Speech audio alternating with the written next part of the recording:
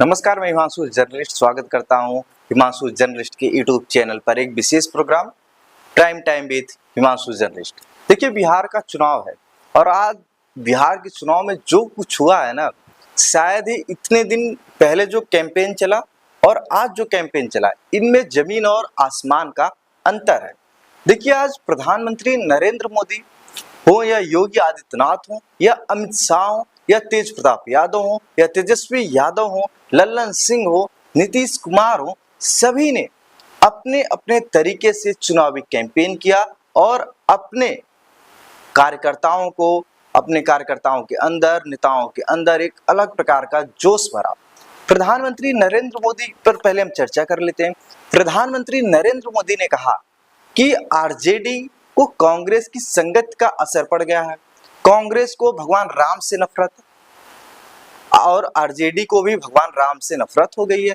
अगर अयोध्या में राम मंदिर बनने से किसी को नफरत है, अगर आपको भगवान राम से नफरत है तो आप भगवान राम के दर्शन करने मत जाइए अयोध्या, लेकिन आप अयोध्या जाइए क्योंकि वहां निषाद राज के मंदिर बने हैं, वहां माता सबरी के मंदिर बने हैं, वहां जटायु के मंदिर बने हैं, वहां भगवान वाल्मीकि के मंदिर बने हैं, मतलब सभी के मंदिर बने हैं। अगर आपको भगवान राम के चरणों में झुकने में कोई दिक्कत है तो आप निषाद राज, माता सबरी, भगवान वाल्मीकि के मंदिर पर अपना सर झुका सकते हैं। ये प्रधानमंत्री नरेंद्र मोदी ने कहा है। प्रधानमंत्री नरेंद्र मोदी ने कहा कि आरजेडी और कांग्रेस को सिर्फ घुसपैठियों से लगाव है, उन्हें देश के लोगों से कोई मतलब नहीं है, उन्हें अपने जात के लोगों से कोई मतलब नहीं है। प्रधानमंत्री नरेंद्र मोदी ने आज बिहार की रैली में यह भी कहा कि अब 14 नवंबर के बाद कुछ दिनों के लिए आपको बाहर जाना पड़ेगा, उसके बाद बिहार के अंदर ही मोबाइल बनेंगे और इंजन भी बनेंगे। अब बिहार उस लेवल पर जाएगा जिस लेवल पर आज उत्तर प्रदेश और गुजरात जैसे राज्य हैं।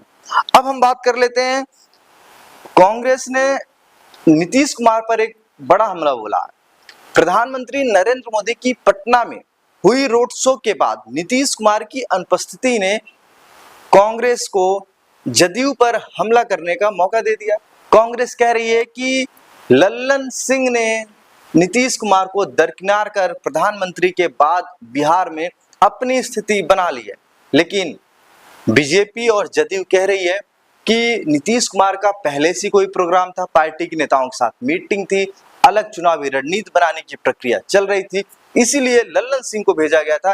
नीतीश कुमार संगठन के कार्यों में लगे पड़े थे। देखिए, अब अनंत सिंह के लिए सामने कौन आ रहा है। अनंत सिंह बिहार के उन बाहुबलियों में है जिनका रुतबा कभी खत्म नहीं होगा जब तक अनंत सिंह जिंदा है। अनंत सिंह जेल में गए तो ये लग रहा था कि उनके परिवार के लोग ही प्रचार में आएंगे, भाजपा तो दूरी बनाएगी, जदयू दूरी बनाएगी, लेकिन ऐसा नहीं हुआ। जदयू के वरिष्ठ नेता और केंद्रीय मंत्री लल्लन सिंह बिहार के मोकामा विधानसभा पहुंचकर अनंत सिंह के चुनाव प्रचार में जोर आजमाइश किया। उन्होंने कहा कि बिहार में और बिहार के मोकामा में अनंत सिंह का दबदबा कायम रहेगा। अनंत सिंह निर्दोष हैं, जांच हो रही है और जो सही दोषी हैं उन पर कार्यवाही की जाएगी।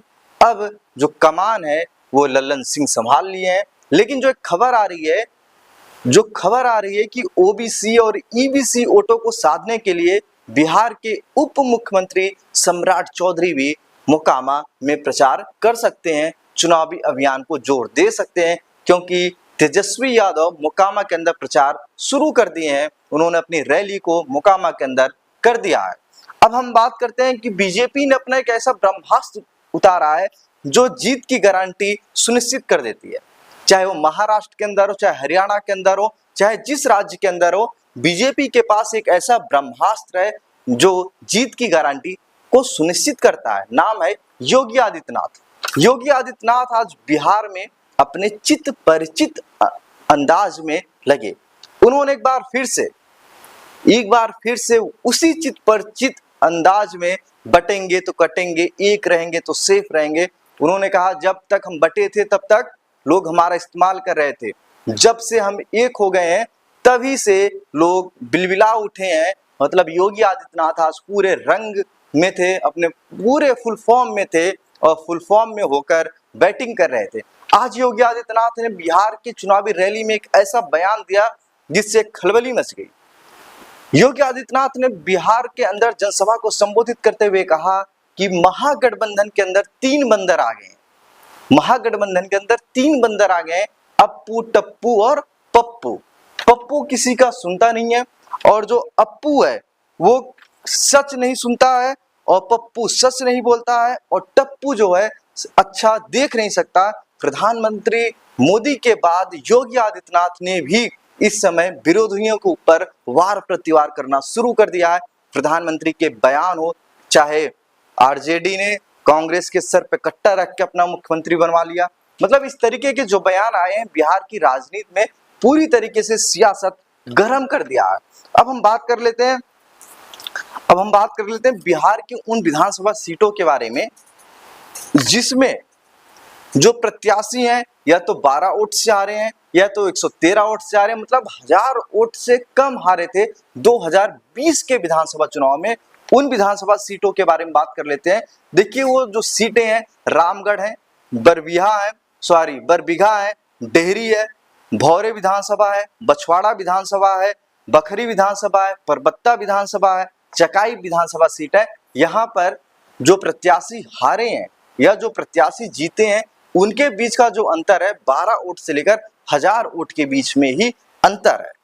देखिए बिहार की राजनीति में और बिहार का सबसे बड़ा सियासी परिवार जो कहा जाता है वो लालू परिवार कहा जाता है और इनमें 2 लाल हैं, तेजस्वी यादव, तेज प्रताप यादव, दोनों इस समय लड़ रहे हैं, आपस में लड़ रहे हैं। जी हाँ, महुआ विधानसभा में पहुंचकर तेजस्वी यादव ने जिस हिसाब से कहा कि पार्टी से बड़ा कोई माई बाप नहीं होता, तो वहीं दूसरी तरफ तेज प्रताप यादव ने कहा कि पार्टी कोई माई बाप नहीं होती, जनता माई बाप होता है।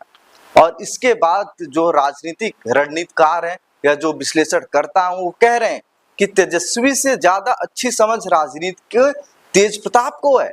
और तेज प्रताप जिस हिसाब से हालिया बयान देते हैं, चाहे इंटरव्यू हो चाहे मंच पर बोलना हो, तेज प्रताप के अंदर अनुभव लग रहा है और एक गढ़े हुए नेता लग रहे हैं। ये तेजस्वी यादव के खिलाफ तेज प्रताप यादव ने जिस हिसाब से मोर्चा खोला है राघोपुर में, अब एक बार नहीं वो 2 बार जाएंगे और 2 जगह जाएंगे, मतलब पूरी तरीके से राघोपुर में तेजस्वी को घेरने का प्लान तेज प्रताप बना चुके हैं।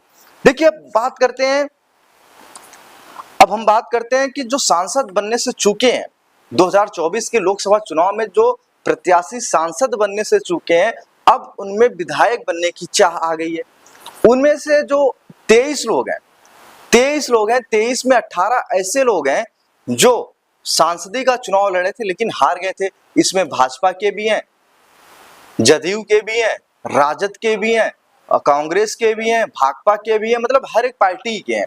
लेकिन जो सबसे ज्यादा प्रत्याशी हैं हारे हुए वो आरजेडी के, मतलब 12 कैंडिडेट ऐसे हैं जो लोकसभा का चुनाव लड़े थे, हार गए थे। इस बार विधायकी के चुनाव में मोर्चा संभाल रखे हैं। 4 जदयू के हैं और 2 बीजेपी के हैं और एक करके सभी दलों के हैं, कांग्रेस, भाजपा, इन सब के। और सबसे बड़ी खबर यह है कि 2 सिटिंग सांसद है ना, उनके भी बेटा और बेटी इस चुनाव में विधायक बनने की जोर आजमाइश कर रहे हैं। एक तो है शिवहर से बीजेपी सांसद लवली आनंद के बेटे चेतन आनंद जो नवीन नगर से विधायकी के लिए खड़े हुए हैं, और दूसरे वैशाली से लोक जनशक्ति पार्टी रामविलास की वीणा देवी की बेटी कोमल सिंह जदयू की टिकट पर इस बार जोर आजमाइश कर रहे हैं। अब देखना दिलचस्प है कि क्या जो हारे हुए सांसद प्रत्याशी थे क्या वो विधायक बनेंगे, क्या इन सांसद के बेटा और बेटी विधायक बनेंगे। ये आने वाले चुनाव में मतलब 14 नवंबर को देखने को मिल जाएगा कि चुनावी गणित क्या है, जनता इनको पसंद करती है कि एक बार फिर से इनको दरकिनार कर देती है। अब हम बात करते हैं राहुल गांधी के। राहुल गांधी पर इस समय जो तेज अटैक किया है वो तेज प्रताप यादव ने किया है, क्योंकि राहुल गांधी बिहार में चुनाव प्रचार के दौरान एक तालाब में कूद गए और तालाब में कूदने के बाद मछली मारने लगे।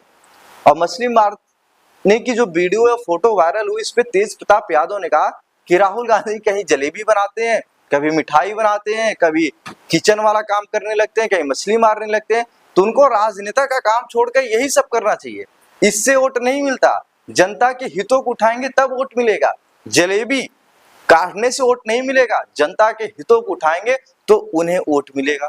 मतलब आज बिहार का जो एक राजनीति था ना, राजनीतिक का जो पर्यावरण था पूरी तरीके से गर्म था। अब इसमें ऑपरेशन सिंदूर को भी लाया गया, इसमें आतंकवाद को भी लाया गया, इसमें माओवाद को भी लाया गया। मतलब पूरी तरीके से माहौल को बदला गया और एक इन्वायरमेंट क्रिएटिव किया गया कि अब राष्ट्रवाद बनाम जंगल राज का एक चुनाव लड़ा जा रहा है। तो दोस्तों लगातार आप हमसे जुड़े रहिए, हर रात 9 बजे इसी चैनल पर हम आपसे मिलेंगे। धन्यवाद।